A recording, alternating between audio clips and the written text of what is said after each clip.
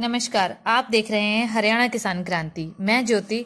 सुबह फटाफट 20 बड़ी खबरों के बुलेटिन में आपका स्वागत है। आज हम कई बड़ी खबरों से आपको रूबरू करवाएंगे। इससे पहले अगर आप हरियाणा से हैं या किसान हैं तो हमारे चैनल को सब्सक्राइब जरूर करें। चलिए नजर डालते हैं किसानों से जुड़ी खबरों पर। किसान आंदोलन पर गरमाई राजनीति। इनेलो के एकमात्र विधायक अभय चौटाला ने छोड़ी विधानसभा की सदस्यता। स्पीकर ने स्वीकार किया इस्तीफा। केंद्र सरकार के तीनों कृषि कानूनों के विरोध में और किसानों के समर्थन में इनेलो विधायक अभय चौटाला ने विधानसभा छोड़ दी है। बुधवार को उन्होंने अपना इस्तीफा स्पीकर ज्ञानचंद गुप्ता को सौंप दिया।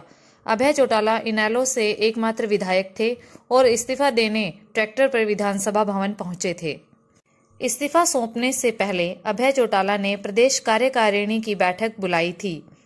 बैठक होने के बाद अभय चौटाला हरियाणा विधानसभा भवन पहुंचे, जहां उन्होंने विधानसभा अध्यक्ष ज्ञानचंद गुप्ता को इस्तीफा सौंप दिया, जिसे तुरंत स्वीकार भी कर लिया गया।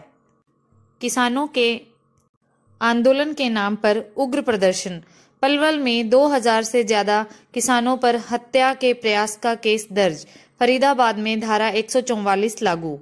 26 जनवरी की सिकरी बॉर्डर पर ट्रैक्टर परेड के दौरान हुई हिंसा के बाद बुधवार को पुलिस ने 2000 से ज्यादा किसानों पर केस दर्ज किया है।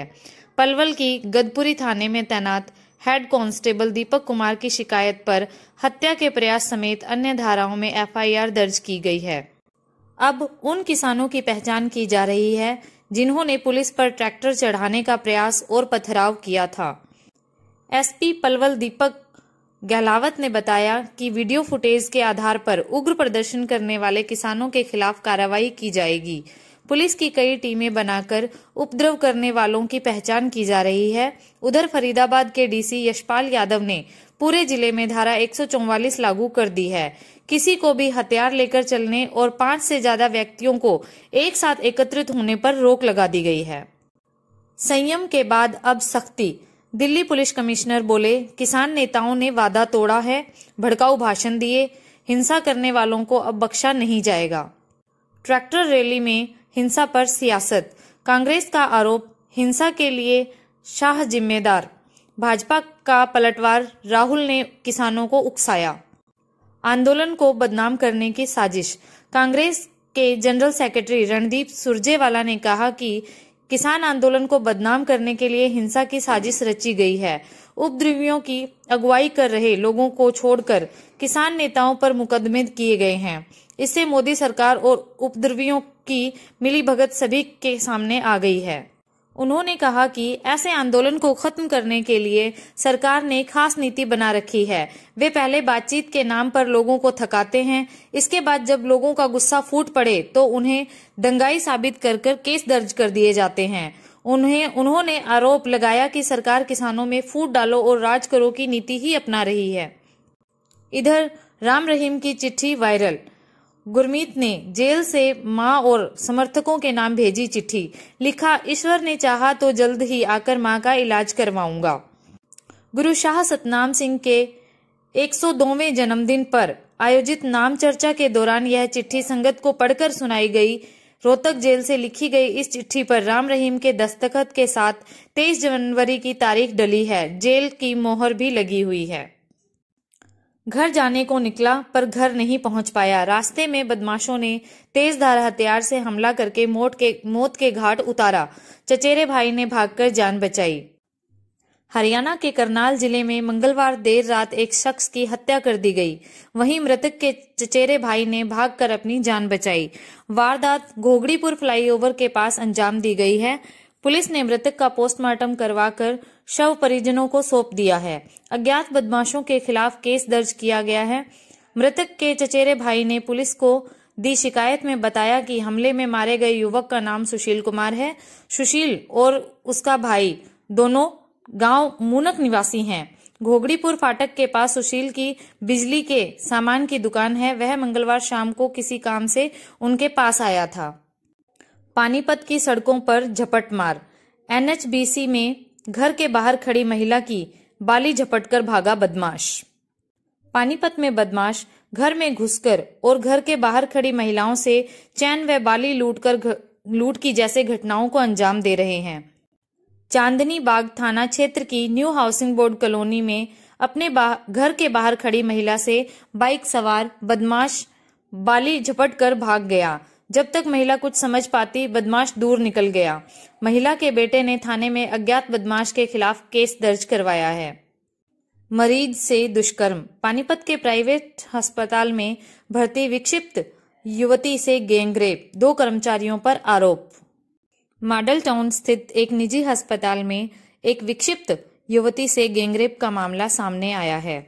अस्पताल के ही 2 कर्मचारियों ने युवती के साथ गैंगरेप किया। युवती की आवाज सुन पहुंचे परिजनों ने कर्मचारियों को पकड़ लिया और उनकी पिटाई भी की, लेकिन बाद में दोनों आरोपी भाग निकले। पीड़िता के पिता की शिकायत पर मॉडल टाउन थाना पुलिस में 2 कर्मचारियों के खिलाफ दुष्कर्म की धाराओं में केस दर्ज किया गया है। पानीपत में दोस्ती का कत्ल। 11वीं के छात्र ने शराबी दोस्तों का साथ छोड़ा तो उतार दिया मौत के घाट, शव पेट्रोल से जलाकर दफना दिया। किला थाना क्षेत्र की राजीव कॉलोनी निवासी 11वीं के छात्र ने शराबी दोस्तों के साथ उठना बैठना छोड़ दिया तो रंजिश में आकर दोनों दोस्तों ने उसी के घर में उसकी हत्या कर दी। वारदात के समय छात्र घर पर अकेला था।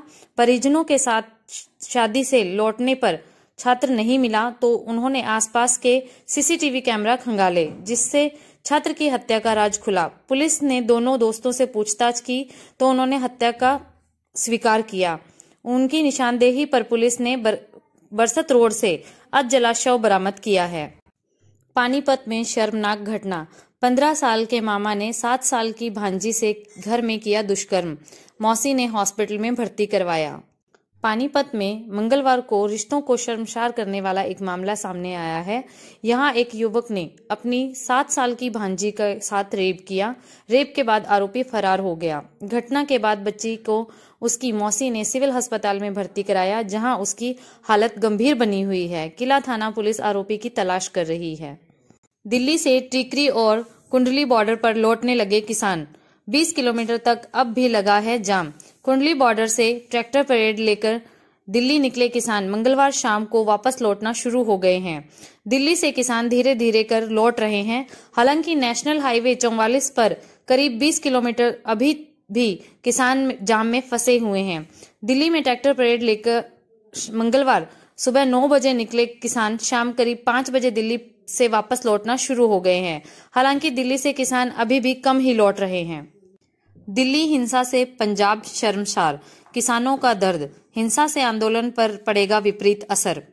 दिल्ली में 26 जनवरी को ट्रैक्टर परेड के दौरान जो हिंसा हुई उससे पंजाब शर्मसार हो गया है। दिल्ली में जो बवाल हुआ उसके लिए किसानों को माफी तक भी मांगनी पड़ी। वहीं इसके बाद अब किसान आंदोलन युवाओं और बुजुर्गों में बटा हुआ पाया गया। 26 जनवरी को दिल्ली गई ट्रैक्टर परेड में युवाओं का नेतृत्व पंजाब के लखा सिधाना और दीप सिद्धू कर रहे थे। दूसरी तरफ किसान यूनियन को भारतीय किसान यूनियन के बलबीर सिंह राजेवाल और डॉक्टर दर्शन पाल लीड कर रहे थे। आंदोलन के दौरान दोनों में आपसी तालमेल इस कदर गड़बड़ा गया कि युवाओं ने लाल किले पर जाकर न केवल खालसा व किसान ध्वज फहरा दिया, वहीं पुलिस पर हमला और तोड़फोड़ भी की। इसका जिम्मेवार दीप सिद्धू को ठहराया जा रहा है। वहीं किसान संयुक्त मोर्चों से इस पूरे प्रकरण से पल्ला झाड़ लिया है। मंगलवार को लाल किले पर खालसा ध्वज फहराने के बाद दीप सिद्धू बुधवार को अपने ट्रैक्टर पर तिरंगा लगाकर सिंधु बॉर्डर किसानों के बीच पहुंचे, जहां किसानों ने उन्हें घेर लिया और कहा कि ट्रैक्टर परेड छोड़कर लाल किला क्या करने गए थे। सूत्रों के अनुसार किसानों ने दीप सिद्धू को पीटने की कोशिश की तो वह अकेला ही दौड़ गया। किसानों ने दूर तक उसको दौड़ाकर आए हैं। भारतीय किसान यूनियन के राष्ट्रीय नेता जगजीत सिंह डलेवाल ने कहा कि लाल किले की घटना से किसानों को गहरी चोट लगी है। किसान परेड तो तिरंगे के साथ निकली थी और उसका रूट तय था, लेकिन लाल किले पर जो लोग पहुंचे वह एक साजिश थी। किसानों से उसका कोई लेना देना नहीं था। बीच में ऐसे लोग थे जो माहौल को खराब करने की साजिश रच रहे थे। हमें काफी लंबे समय से खालिस्तान साबित करने की कोशिश की जा रही थी और एजेंसियां उसमें कामयाब हुई हैं। हमारा आंदोलन निश्चित रूप से पिछड़ा है। हरियाणा किसान क्रांति देखने वाले तमाम दर्शकों का धन्यवाद। ऐसे ही किसान आंदोलन से जुड़ी खबरें देखने के लिए हमारे चैनल को सब्सक्राइब और लाइक शेयर करें। धन्यवाद।